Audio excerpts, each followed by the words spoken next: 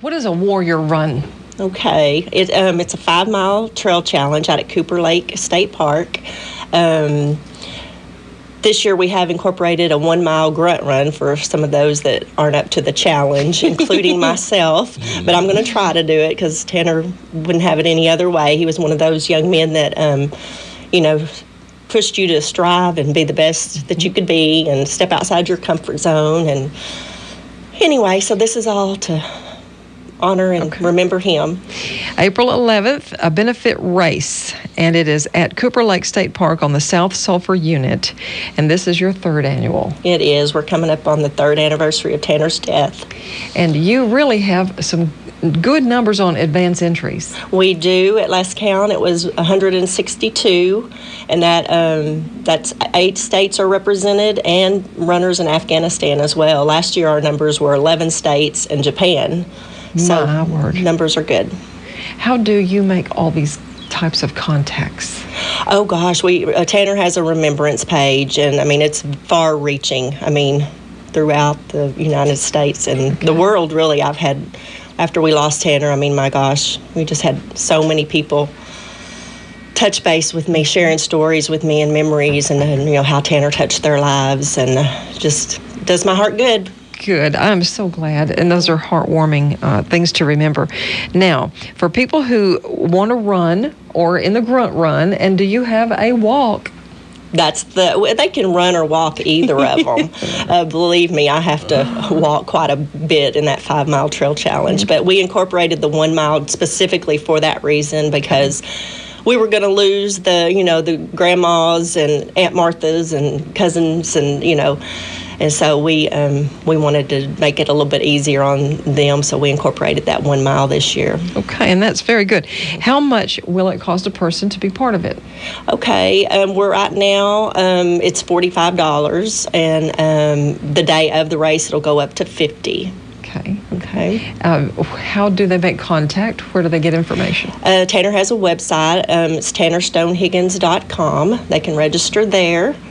And online, or as I said, on the day of the race. Okay. So you could just come out there that morning? Sure. Oh, yeah. It's a wonderful family, friend event. And we're going to have Spur On Ministries playing patriotic music this year. And, even if you don't want to run or walk, I mean, we encourage people to come out for the just the camaraderie, I guess. Yeah. How early should they get there? The actual race starts at 8:30. I believe opening ceremonies will be at 8 o'clock. So 8:15. I would suggest to be there a little before 8. Okay. For all the festivities.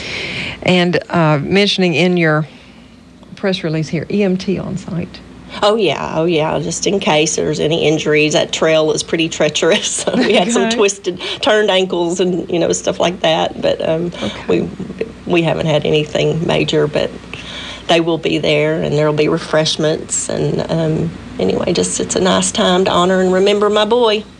The 3rd annual Tanner Higgins Warrior Run, and that is Saturday, Cooper Lake State Park, South Sulphur Unit, and of course created in memory of Tanner. Yes. And so he is still making an impact. Oh, he definitely is. I'm very proud of the good we're doing. We've created the Tanner Higgins Military Memorial Fund. We are working on our 501c3 nonprofit status and just doing good things in the community. I have a heart for Gold Star families, for wounded warriors, for transitioning soldiers.